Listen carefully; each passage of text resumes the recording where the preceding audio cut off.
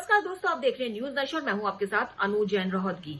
UP में जल्द ही चुनाव होने वाले हैं और ये चुनाव बड़ी पार्टियों के साथ साथ छोटी पार्टियों के लिए भी बहुत ज्यादा महत्वपूर्ण है।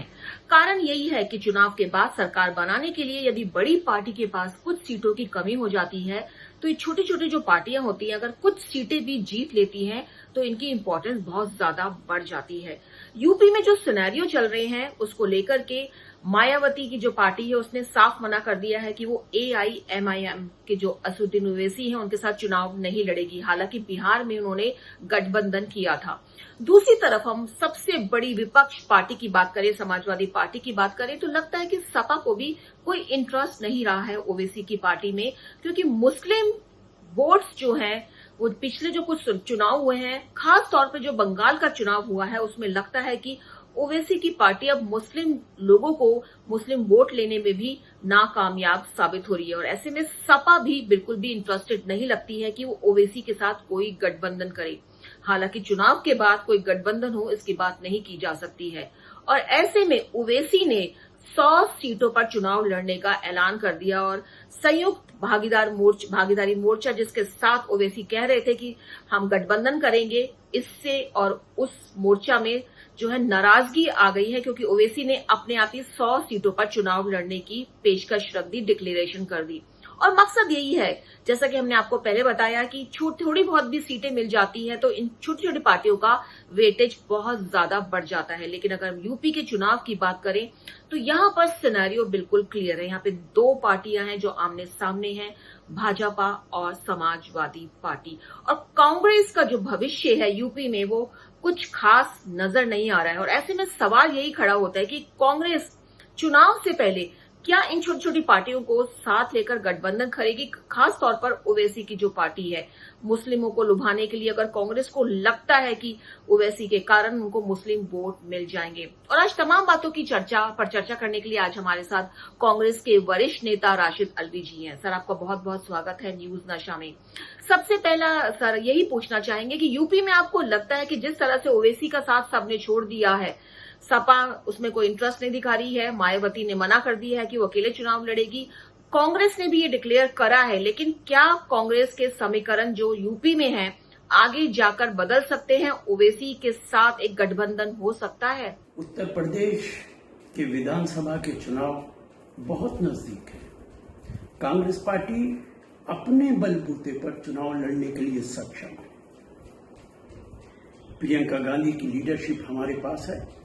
ऐसी लीडरशिप उत्तर प्रदेश में किसी के पास नहीं है। उत्तर प्रदेश की जनता प्रियंका गांधी से प्यार करती है और उसको पूरा एहसास है कि पिछले 4.5 साल के अंदर योगी आदित्यनाथ जी ने उत्तर प्रदेश को तबाह कर दिया। क्राइम में नंबर 1 है। पूरे हिंदुस्तान के अंदर 50 लाख FIR हुई हैं 1 साल के अंदर, जिसमें 6 लाख से ज्यादा सिर्फ उत्तर प्रदेश के अंदर है। फेक एनकाउंटर्स हुए 141। खुद योगी आदित्यनाथ का बयान था कि या तो क्रिमिनल्स छोड़ के चले जाएं वरना उनका एनकाउंटर कर दिया जाएगा। विकास नाम की कोई चीज नहीं है उत्तर प्रदेश के अंदर सिवाय कम्युनलिज्म फैलाने के। हिंदू मुसलमान जो प्यार से रहते थे उनमें नफरत पैदा करने के इस सरकार ने कोई काम नहीं किया। कांग्रेस पार्टी किसी भी कम्युनल राजनीतिक दल से अलायंस नहीं करेगी। अगर कोई सेकुलर राजनीतिक दल कांग्रेस पार्टी से समझौता चाहता है तो उस पर हम विचार कर सकते हैं, कांग्रेस पार्टी की लीडरशिप विचार कर सकती है। वरना हमें पूरा भरोसा है कि आने वाले चुनाव में हम भारतीय जनता पार्टी को बाहर का रास्ता दिखा देंगे। यूं ही नहीं मैं बन जाता हूं। रोज पहले किरण का छोर ढूंढने निकल जाता हूं। धूप छांव दिन रात की परवाह किए बिना पढ़ता जाता हूं। तब कहीं उस उम्दा अनुभव को दुनिया तक पहुंचा पाता हूं। यूं ही नहीं मैं रजनीगंधा बन जाता हूं। तो यहाँ राशिद अल्वी जी का साफ कहना है कि प्रियंका गांधी की अगुवाई में कांग्रेस अकेले ही चुनाव लड़ेगी और कोई सेकुलर पार्टी है उसके साथ गठबंधन फिर भी हो सकता है। ओवैसी को पूरी तरह से नकार दिया और साथ ही योगी आदित्यनाथ के कार्यकाल पर सवाल उठाया है। कहा है कि सबसे ज्यादा फेक एनकाउंटर हो रहे हैं और जो अपराधों का जो अड्डा है वो यूपी बन गया है।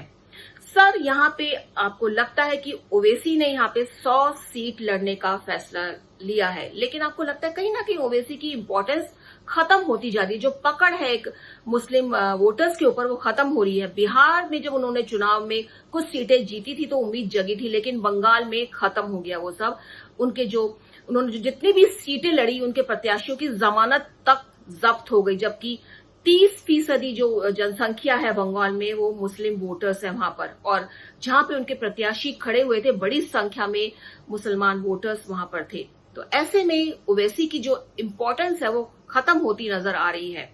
क्या कारण आपको लगता है कि क्या बड़ा कारण है कि ओवैसी की जो इम्पोर्टेंस है वो खत्म हो रही है, मुसलमानों के ऊपर उनकी पकड़ खत्म हो रही है, और ऐसे में उत्तर प्रदेश में भाजपा, समाजवादी पार्टी और कांग्रेस जो है उनमें आपस में जरूर एक तिगड़ी बनी है कि वो कौन सी पार्टी कैसे मुस्लिम वोट्स को अपनी तरफ लुभाएगी, अपनी तरफ खींचेगी।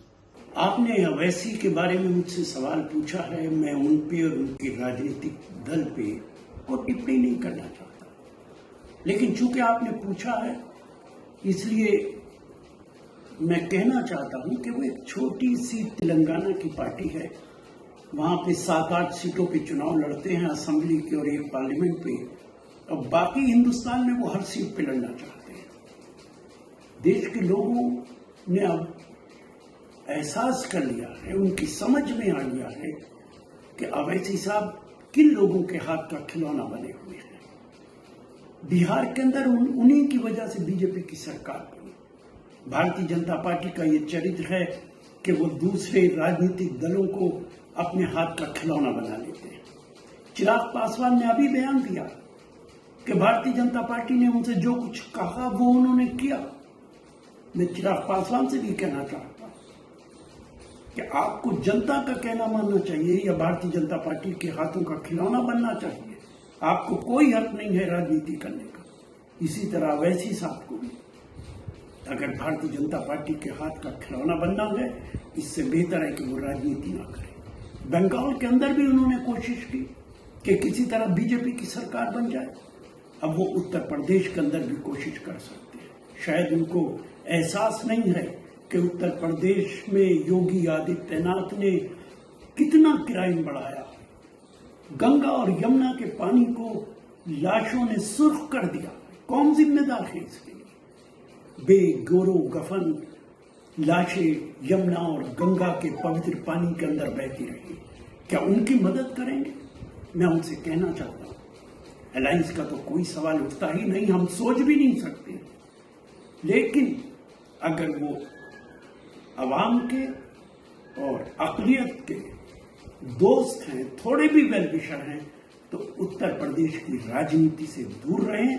उत्तर प्रदेश की अक़लियतें और वहां की जनता सक्षम है अपनी सुरक्षा करने के लिए, अपने मसाइल हल करने के लिए, भारतीय जनता पार्टी को सबक सिखाने के लिए। तो यहाँ राशिद अल्वी जी का कहना है कि ओवैसी जो है खिलौना है, खिलौने की तरह ही वो भाजपा की पार्टी बता रहे हैं इनडायरेक्टली कि भाजपा की सेकेंडरी पार्टी है ये, और उनको जिस तरह से वो काम करते हैं लगता यही है कि वो चुनाव लड़ते हैं, अपने प्रत्याशी खड़े करते हैं, वोट काटने के लिए करते हैं, जिससे बीजेपी को फायदा हो। चाहे कुछ भी कहिए, उत्तर प्रदेश के चुनाव हैं, आरोप प्रत्यारोप तो सिलसिला चलता ही रहेगा, लेकिन उत्तर प्रदेश के चुनाव आने वाले हैं और ऐसे में जो समीकरण बन रहे हैं, कांग्रेस का कहीं नामो निशान नहीं है, लेकिन समाजवादी पार्टी और भाजपा के बीच बड़ा कंपटीशन यहां नजर आ रहा है। दोस्तों, न्यूज नशा के जरिए कोशिश रहती है आपको नई नई बातें, नई नई जानकारी दी जाए, पॉलिटिकल आपको सिनेरियो हम पेश करने की कोशिश करते हैं। और अब यूपी का चुनाव सामने है और यूपी का चुनाव बहुत ज्यादा महत्वपूर्ण है, क्योंकि यहीं से जो है संसद का रास्ता जाता है, पार्लियामेंट का रास्ता जाता है। जो सरकार जो बनती है, जो पीएम बनता है, जो पार्टी नेशनल पार्टी बनती है, उसका रास्ता यूपी से होकर गुजरता है। इसलिए यूपी के चुनाव सबके लिए बहुत ज्यादा इंपॉर्टेंस रखते हैं और इन चुनावों में जो हमको कंपटीशन नजर आ रहा है वो सपा और बीजेपी के बीच ही नजर आ रहा है। तो दोस्तों, न्यूज नशा को आप देखते रहिए हमेशा, क्योंकि आपको इस चैनल के जरिए नई नई जानकारी मिलती है। अपडेट टॉपिक्स के बारे में हम डिस्कस करते हैं एक्सपर्ट्स के साथ, नेताओं के साथ। तो बने रहिए हमारे चैनल के साथ, न्यूज नशा के साथ, खबर हमेशा। और आप हमसे जुड़े रहने के लिए सब्सक्राइब करें YouTube पर, फॉलो करें Twitter पर और लाइक करें Facebook पर। और ज्यादा जानकारी के लिए न्यूज नशा की वेबसाइट पर जाएं। आपको टाइप करना होगा सिर्फ न्यूज नशा।